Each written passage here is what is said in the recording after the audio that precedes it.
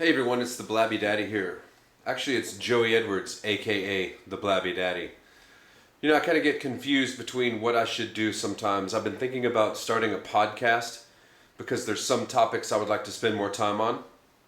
And I would like to be less formal, less video formal, like a presenter. And then I figured I need more subscribers and I need people to interact and maybe tell me what's on their mind. Point blank, I just need to take my time whenever I'm on camera and just take as much time as I want. It's my show. And that's another question I have. Is this really a show? Sometimes it's fun just to watch us goofing around at our house here. You may not think so, but we're funny. No, when you see people goofing off on their own time, that's fun, that's exciting, and it's genuine programming. But today, I wanted to talk. I do want to maybe cover a topic since I've got the camera rolling.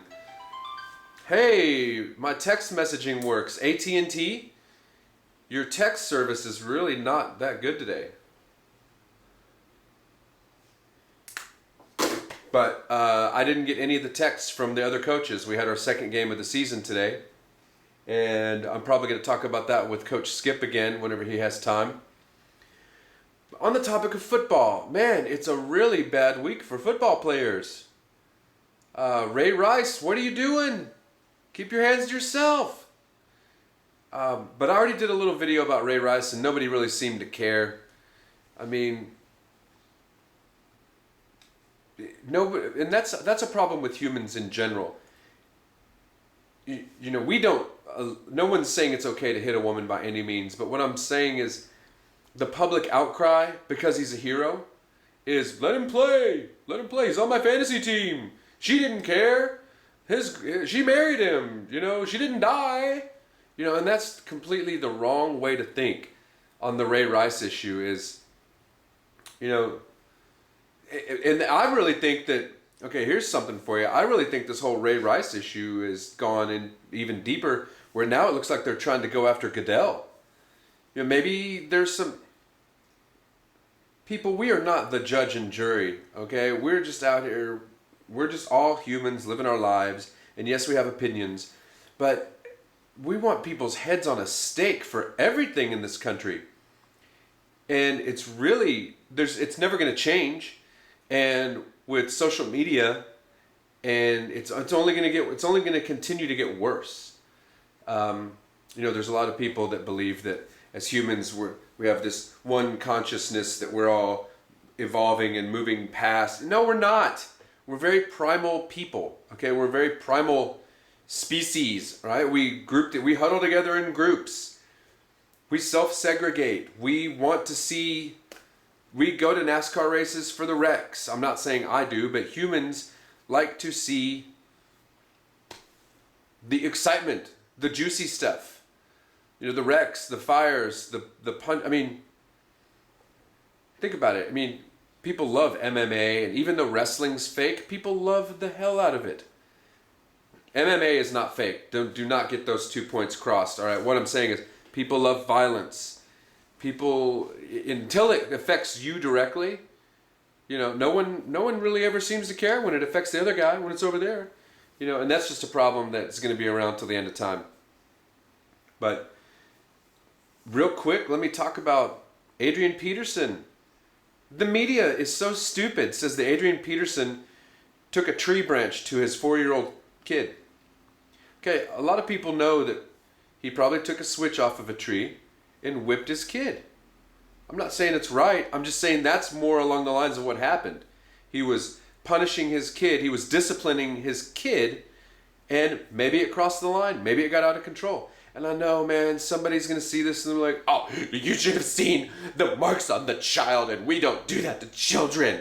Okay, take a pill. It's not your life. Unfortunately, since we have, social media and the traditional media getting all up in everyone's business, and well, here's the photos, here's the scrapes, here's the bruises. You know, you don't get a say. I'm sorry, you don't get a say. And I know you may think I'm a hypocrite, but this is my YouTube channel and I want to talk about it. If you want to talk about it, start your own YouTube channel. Or we could talk about it right here. But I think I want to raise awareness to people to stop being so quick to judge and throw the book at people. I mean, just flip it. Everyone loves police officers until you get pulled over. And then you hate cops. Admit it.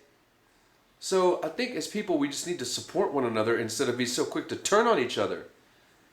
So, yeah, maybe that was a weird message to weave in there throughout all the NFL talk and the football talk in general, but, you know, it's an ongoing problem. And if we do want to collectively grow as a consciousness or grow whatever as one conscious